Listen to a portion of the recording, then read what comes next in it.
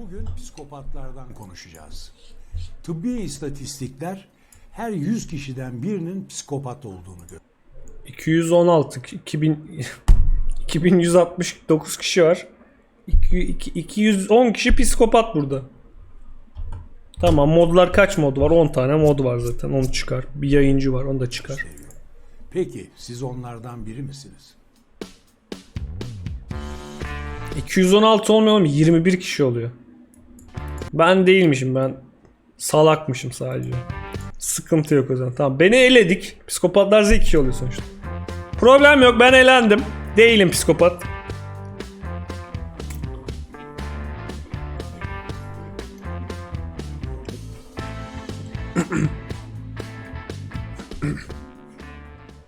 Psikopat denince genellikle akla canavar ruhlu, kötü şeyler yapan insanlar geliyor. Çete yarrak yazan insanlar geliyor benim aklıma. Random. Konu dışı. Konu içi yazılabilir. Konu dışı yazılamaz. Açıkçası. Konu oysa yazılır. Bu konu şunu yazıyor acaba? Ama işin gerçeği psikopatlar çaktırmadan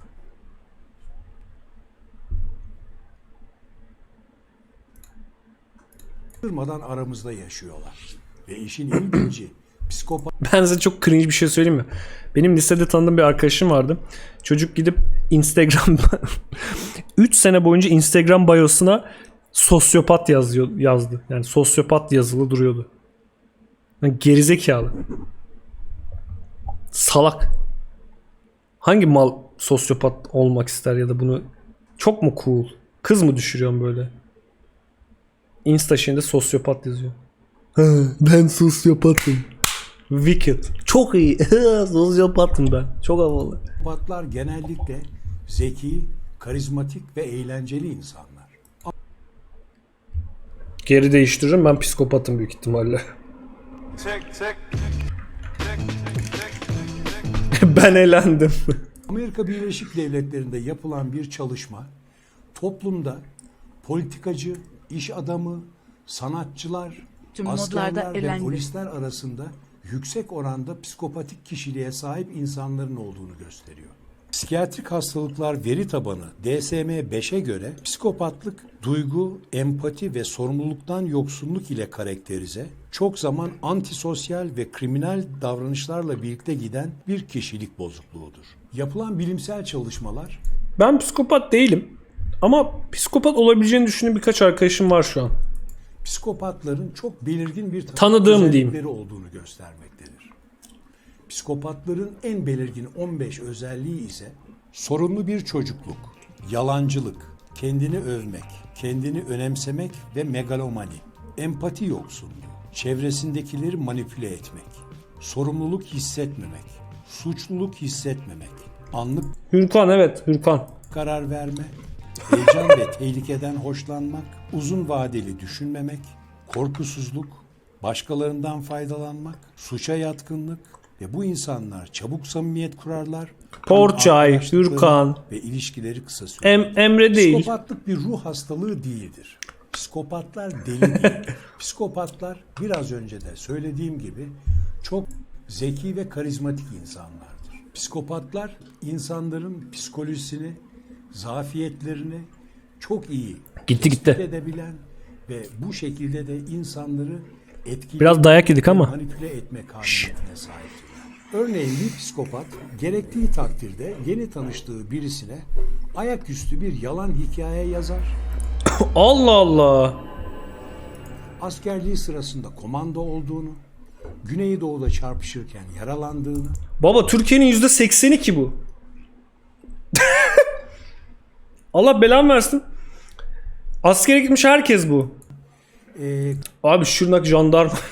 Herkes. gazi olduğunu ballandıra anlatır ve karşısındakini etkilemeyi Çetin %90. Bazen de bu kişiler aksine yakın zamanda hayatının aşkını kanser hastalığına kaybettiğini, Bu geçen demin donate atan çocuk.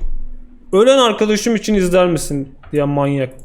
ve o günden beri de derin depresyonda olduğunu anlatarak karşısındakine acındırmaya, etkilemeye ve çok zaman anaçlık duygularından Manyak oğlum işte. etmeye kalkarlar.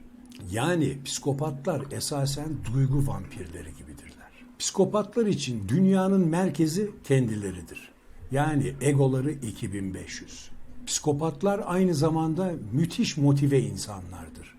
Amaca giden yolda her şey mübahtır onlar için. Reddedilme, terk edilme gibi nedenlerle sevgilisini, eşini bıçaklayan, kurşunlayan canavarların çoğu klinik psikopattırlar. What the fuck? Yüksek egolarının zedelenmesine hiçbir şekilde tahammül edemezler. Şimdi birazdan 20 soruluk psikopatlık testimize geçeceğiz. Ancak testimize geçmeden önce size çok ilginç, çok klasikleşmiş iki senaryodan bahsedeceğim.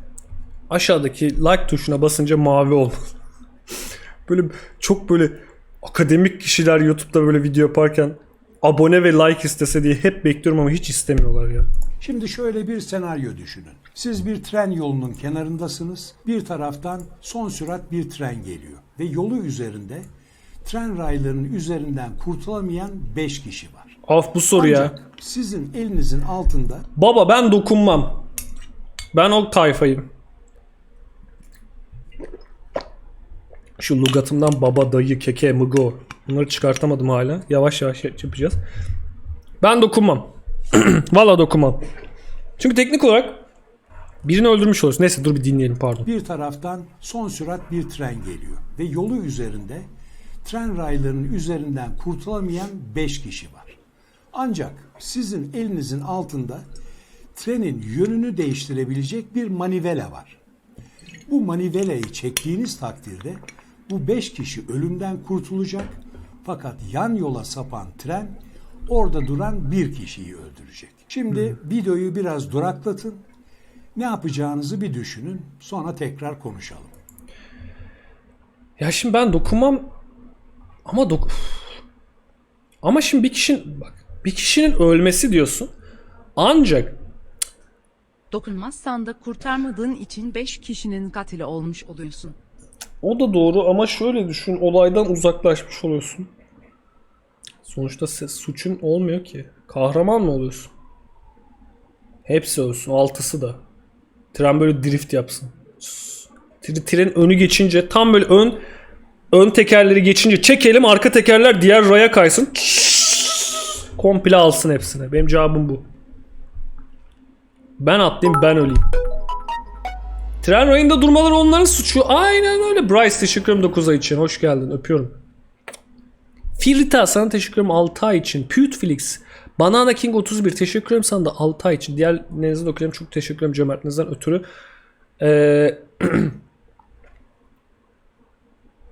Bilemiyorum ya. Bu çok zorlayıcı bir soru. Hani gerçekten o senaryoda kalsam uyuyamazsın ki gece. Bir kişiyi öldürürsen kendini kandırabilirsin ama işteyse. Ulan dersin ki 5 kişi ölecekti lan.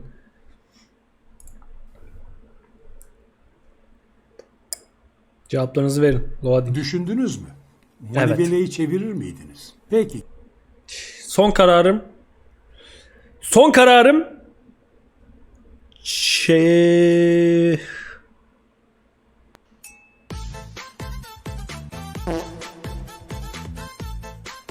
Absasim nasil psikopat olunur tarif vereceğim. Onca asu Ver. galiyorsun, ters giyiyorsun sonra amoda kalkıp Murkan abiyi korkutuyorsun sonra amuda dans ediyorsun. Ben dokunmam. Gerçekte neler oluyormuş? Bunu nasıl analize etmişler bir Zaten şok geçiririm o senaryoyu gördüğümde büyük ihtimalle. bakalım. İnsanların çoğu maalesef bu durumda donup kalıyorlarmış. Ben işte bak. Ancak insanların bir kısmı 5 kişiyi kurtarmak adına Böyle bir senaryo çok mu yaşanıyor dünyada?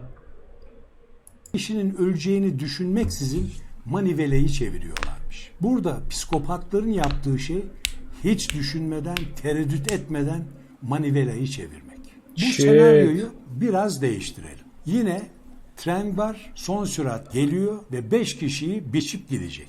Ancak bu sefer siz bir üst geçidin üzerindesiniz ve yanınızda çok iri, şişman bir adam var.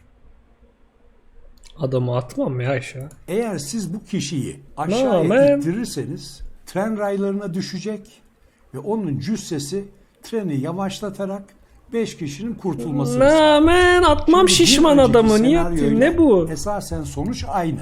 5 kişi kurtulacak, 1 kişi Discord'un moderatörlere ihtiyacı var. ölecek. Soru şu, yanınızdaki şişman adamı aşağıya ittirir misiniz? Biraz düşünün bakalım.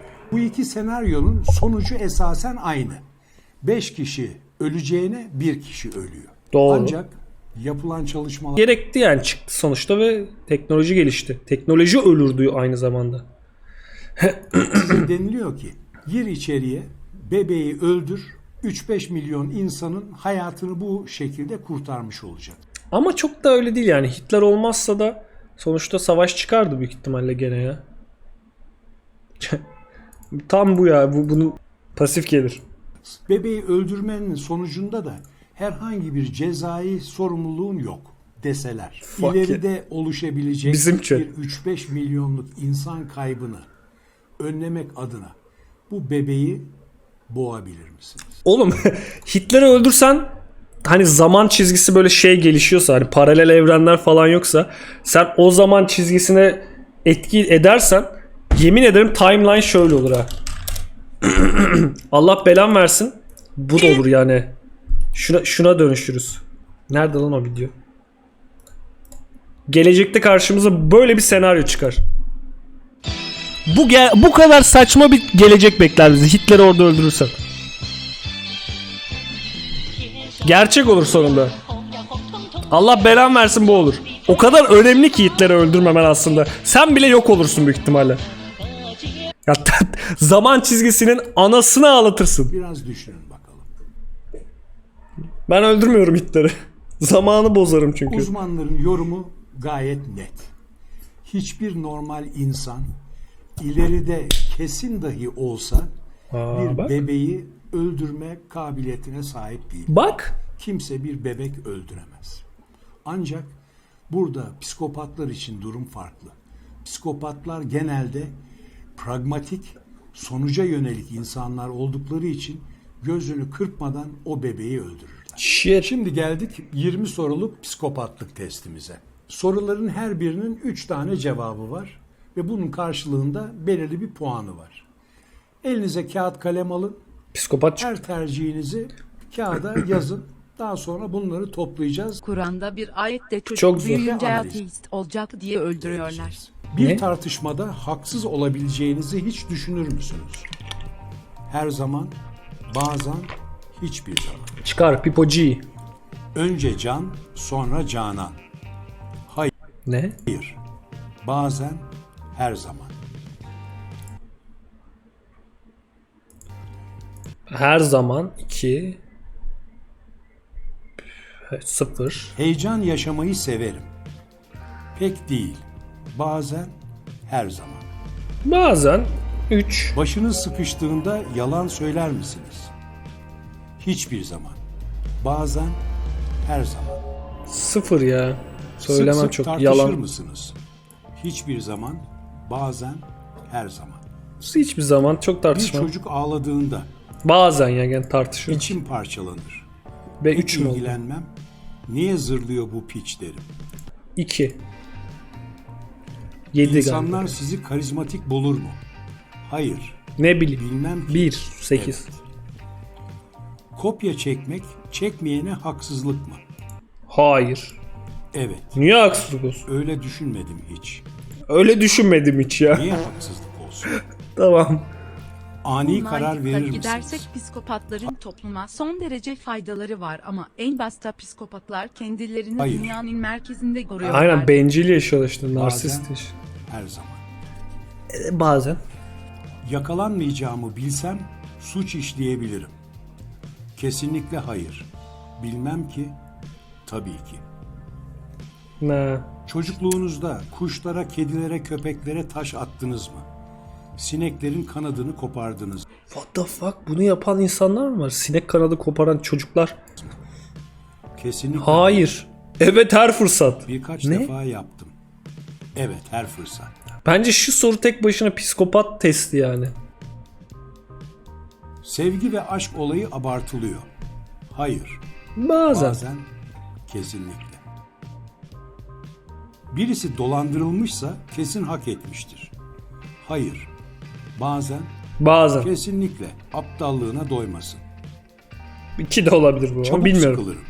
Ben buna 2 demiyorum çünkü bir gün dolandırılırım diye. Hayır.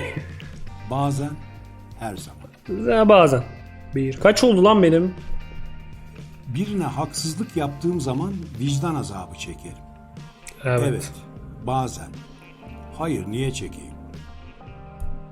Trafikte başka araçları sıkıştırır, arkalarına dayanıp selektör yapar mısın? Allah belasını versin ondan, hiç yapmadım. Kesinlikle hayır. Bir iki defa yaptım. Tabii, adam gibi gitsin. Adam gibi gitsinler. Şimdi bana her öyle arabayla kıçına giren insanlar psikopat olma potansiyeline sahip mi? Amaca giden her yol mübahtır. Kesinlikle. Bazen Ama şimdi birilerini öldürmek falan varsa bazen. eşinize, sevgilinize, kardeşinize veya çocuğunuza duygusal şiddet uyguladınız Ne? mı? Yani hakaret, suçlama, Hayır. utandırma gibi. Kesinlikle hayır. Bazen sinirlenebiliyorum. Hak ediyorlarsa evet. Kıskanç mısınız? Hayır. Biraz. Hiç affetmem. Hiç affetmem. O kadar kıskanç ki. Kaç gerçek dostunuz var? Çok. Hiç. Birkaç iyi dostum var. İnsanlara güvenilmiyor. Birkaç iyi dostum var galiba. Böyle demem 2 oluyor galiba. Şimdi geldik değerlendirmeye. Kaç oldum lan Seçenekleri topladıysanız bir puan çıkmıştır ortaya. Bu puanları şu şekilde değerlendirin. Aldınız mı lan puanlarınızı? Ben kağıt kalem tutamadım ama 10'dan fazla olduğuna eminim. 0 ila 10 puan Ha tamam, 10-20 arası benim büyük ihtimalle. aldıysanız siz bir meleksiniz. 10 ila 20 puan Buradayım ben. normal sayılırsınız. Okey. Eğer 20 ila 40 puan aldıysanız siz bir psikopatsınız. Shit, ben buradayım. Başta söylediğim gibi toplumda Malız. gerçek psikopatlığın oranı yaklaşık %1 civarında. Ancak birçok insan normal karakterleri içinde psikopatik özellikler gösterebiliyor. Bu bilgiler ışığında ve test sonucunda çevrenizde bu 21 mi benimki? kriterlere uyan birileri varsa Ucundan bu psikopat. kişilerden uzak durmanızı tavsiye ederim. Chat. Bu insanlar çok zaman sıkıştırıldıklarında ya saldırganlaşabilir Valla skoru 20'yi geçenler buradan gitsin arkadaşlar. Bacağıma çakı yemek istemiyorum. veya tam tersine duygu sömürüsü operasyonuna girebiliyorlar. Ve de şunu unutmayın, psikopatlık bir ruh hastalığı değil, bir kişilik bozukluğudur. Bu He, mesela ruh hastalığı olsaydı psikopatlık hapse falan giremiyorlar o zaman değil mi? Ya, akıl hastası sayılıyorsun. O yüzden mesela psikopat kişilik bozukluğundan dolayı kişiler hiçbir zaman düzelmezler, hiçbir zaman iyileşmezler. Öte yandan psikopatlık uzmanı Evine geliyorum, dünyanın ünlü Don Kron. psikologlarından Kevin Dutton, psikopatların toplumda önemli bir yerlerinin olduğundan da bahsediyor. Niye? Dutton'a göre normal insanların yapamayacağı bazı işleri psikopatlar yapabiliyor. Bu test sonucuna Ne göre acaba? psikopatım ama bence gayet normal olduğumu düşünüyorum. Sadece seni gördüğüm yerde dil atmak istiyorum Kaan. test demek ki doğru sonuçlar çıkartıyormuş. Ve bu insanlara ilginçtir, ihtiyacımız var. Dutton'un Mantıklı. bu konudaki en önemli örneklerinden bir Nazi doktorları gibi. tanesi sinema karakteri James Bond. James Bond'u düşünecek olursanız bu kişi gözünü kırpmadan adam öldürebilen, Doğru bu arada. duygudan yoksun, kadınlarla kısa süreli ilişkilere giren çıkan ilginç bir tip. İşin ilginci istihbarat örgütlerinde bu tip insan Doğru ya. Oğlum şey falan vardı, böyle süper erkek mi ne vardı? XXY mi oluyordu, hatırlıyor musunuz? O tarz insanlar genelde zaten o ajan majan oluyorlarmış. O ajanların çoğu zaten psikopat olmak zorunda yani. XYY miydi? çok ve bunlara ihtiyaç var. Sigma Örnekleri male oğlum. çoğaltmak mümkün. Adam Askeri öldür. alanda, istihbarat alanında psikopatik özelliklere sahip, duygudan yoksun, motive insanlar toplumun bir gerçeği. Şöyle bir örnek de verelim. Tabii oğlum, o özel kuvvetlerde falan hani vardır psikopatlık. Olması lazım ya. Vur deyince vuran bir insan sonuçta, düşünsene. Tamam hani görev için yapıyor ama ya psikopat kavramına aslında daha açık olun, Her daha ne şey kadar olmasın. çoğu psikopat değilse de önemli bir ameliyat olacak olsanız duygusal bir cerrah ameliyatı olmak 31 istemezsiniz. SC Sakabilyan'ın haber bayadır yoktum sınav sonuçlarında 15.000'deyim be bis misafir eder misin beni? Maşallah maşallah. Hoş geldin Otay. Cerrahların çoğu işine lazer